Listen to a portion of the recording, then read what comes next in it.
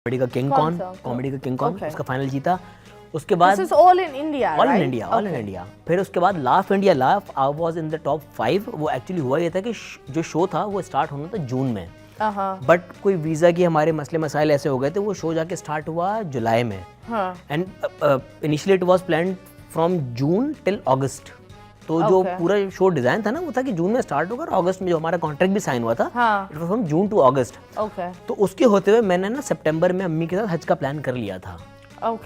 तो show start हुआ जुलाई में, so I have to leave it earlier. तो मैं एलिमिनेट नहीं हुआ था उसमें, मैंने वॉकआउट किया था। और वो स्टेज पे खड़ा होकर मैंने अनाउंस किया था वहां पर, दैट इज ऑन एयर, मैं स्टेज पे मैंने बताया कि मैं फर्दर कंटिन्यू नहीं होगा, ऐसी थोड़ी बगावत में जा रहा हूँ। मैंने बताया कि मैं कंटिन्यू नहीं कर सकता, मैंने हज पे जाना है और इस तरह की मेरी पर्सनल। तो मुझे बताओ, वहाँ जब काम किया, वहाँ के बाद जब इंसान यहाँ आता है तो लोग बड़ा अलग ट्रीट करते हैं। यस, यहाँ आप वही टैलेंट होते हैं, लेकिन आपका वो टैलेंट देखते नहीं है या उनको नहीं देखना होता। वैलिडेशन मिल जाती है थोड़ी सी वहाँ पे आपको जाके। एक तरह से ना आपको स्टैंप लग जाती है कि हाँ यार वहाँ पे काम किया ना, कुछ तो आता होगा इसको, कुछ तो आता होगा। हाँ, तो do you think this is good? Not good at all. हम वही वाली बात है ना कि अपने ही डायमंड को जब कोई और शाइन करके डिस्प्ले करता है तो आप बोलते हो यार ये हीरा है। हाँ। जब आपके पास होता है आप बोलते हो यार ये कोयले की कान में एक और कोयला है। हाँ। कोई और पॉलिश करके आपको रिफाइन करके दे देता है तो आप उसको एडमायर करते हो। वाह वाह वाह वाह वाह, क्या बात है। हाँ, that's sad। हाँ, हमारी इंडस्ट्री बस स्टार्स बनाती नहीं है, वरना इंटरनेशनली आप what do you call US देखो, वहाँ का स्टार होता है वो करोड़ों क्या छाप देता है। वो इतना कि उसके 7-8 जनरेशंस खा सकती है। बॉलीवुड देखो, एक फिल्म बना लो तो वो घर गाड़ी सब कुछ ले लेता है।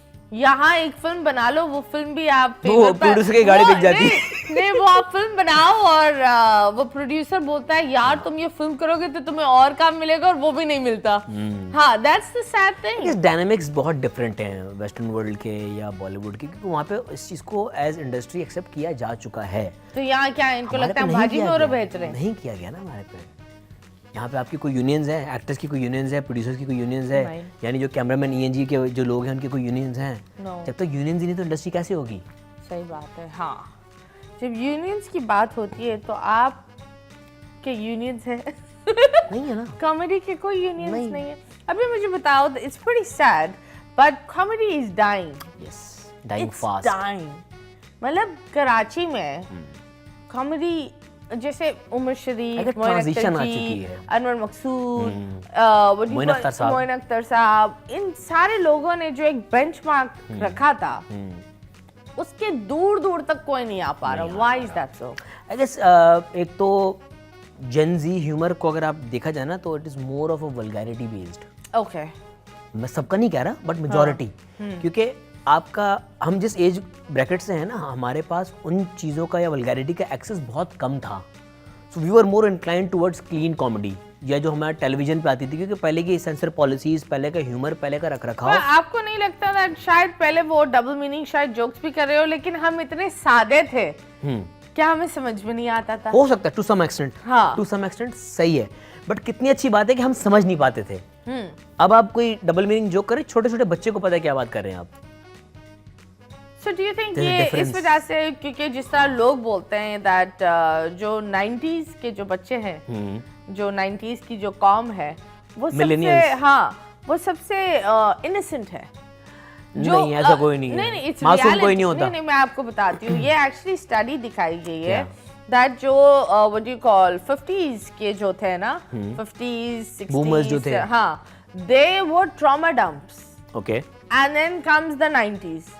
The innocent ones. हाँ? The innocent ones. The innocent one. उस पर क्या हुआ कि उन्होंने ट्रॉमा डंप भी देखा, हाँ, और इन्होंने जेनजी का एक दूसरा रूप भी देखा। आसान अल्फाज में कहा जाए तो हम वो उस जनरेशन से हैं जिसने एनालॉग दुनिया भी देखी और डिजिटल दुनिया भी देखी। Yes, we are the bridge for it. और अभी काफी थेरेपिस्ट और काफी लोग ये बोलते हैं कि जो अभी ये जेनजी कॉम है, ये जितना डिटैचमेंट और सेल्फिश और अपने आप पर सोचना, सेल्फिश, हाँ, उस सेल्फ सेंटर्ड कॉम बच्चे हैं, जो हमें बोलना नहीं चाहिए, but it's reality that this Gen Z is a very very robotic people. मतलब we are the ones with the emotions and everything, and it's sad because उन्होंने हर चीज का हल निकाला हुआ है। मतलब अगर आप सैड हो तो अगर आप ये इसके अलावा देखो उनका उन बच्चों का भी तो कसूर नहीं है ना, वो जिस सोसाइटी में पल रहे बढ़ रहे हैं उसका भी बड़ा फर्क पड़ता है।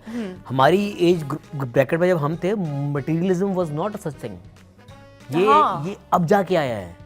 मतलब हम तो वो बच्चे थे कि मतलब ये हर साल जो बच्चे फोन चेंज कर रहे हैं, हमारे 5-5 साल तक एक खिलौने होते थे, वही खिलौना एक होता था। बैग मुझे याद है कि स्कूल बैग्स 2-2 साल के, मुझे पता है मेरी बहन का बैग मुझे आता था।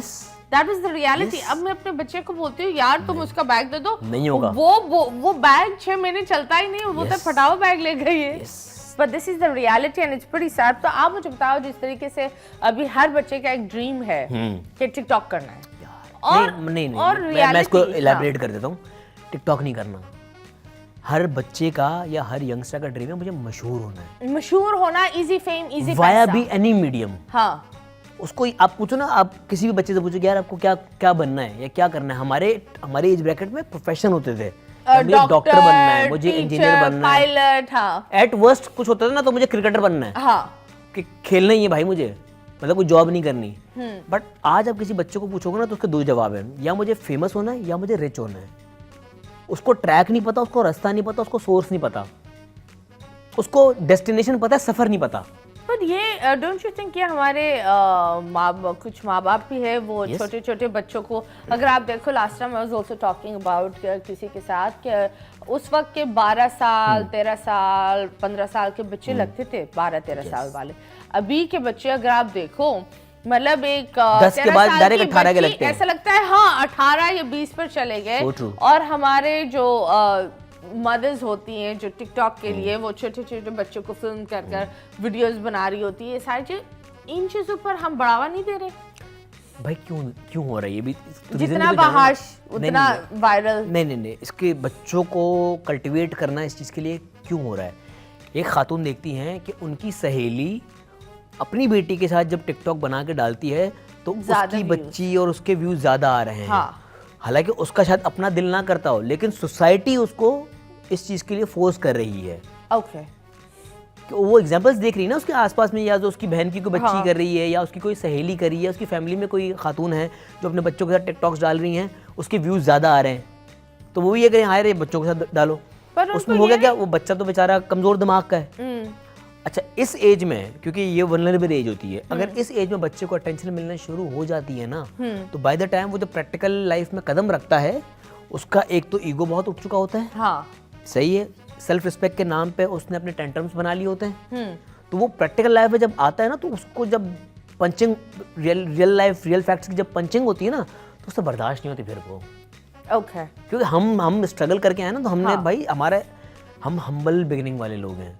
I think हमने रिक्शों में, बसेस में, इनमें पैदल सफर किया हुआ है। Absolutely. तब आज हम गाड़ी में बैठते तो हमें पता होती है इसकी कदर क्या है। अब एक बच्चा जिसका सफर ही गाड़ी से स्टार्ट हो रहा है, कल को अल्लाह ने करे लाइफ में अप्स एंड डाउन्स आते हैं, उसका रिएक्शन क्या होगा? True. उसको नहीं पता कि आप किस तरह से फेस करना है मुझे उन चीजों को। Absolutely right. जब बात होती है फेस की, तो आपकी स्ट्रगल्स क्या थी? वो what are your struggles? कुछ फेस किया यार, क्या नहीं? मतलब बहुत दफा ये होता है कि लोग अपने स्ट्रगल्स पर बात नहीं करते। I am very open to it. So tell us the most darkest moment in your life. यार कितनी दफा देखो, शुरू में ऑब्वियसली क्योंकि फैमिली में से तो कोई था नहीं इंडस्ट्री में, हम खुद ही थे। अगर बचपन में हमारी एज ब्रैकेट में जब हमें पता था कि हमें एक्टर बनना है, हमें ये नहीं पता था अप्लाई कहाँ करना है, और उस वक्त तो टैलेंट एजेंसीज नहीं थी, प्लेटफॉर्म्स नहीं थे, सोशल मीडिया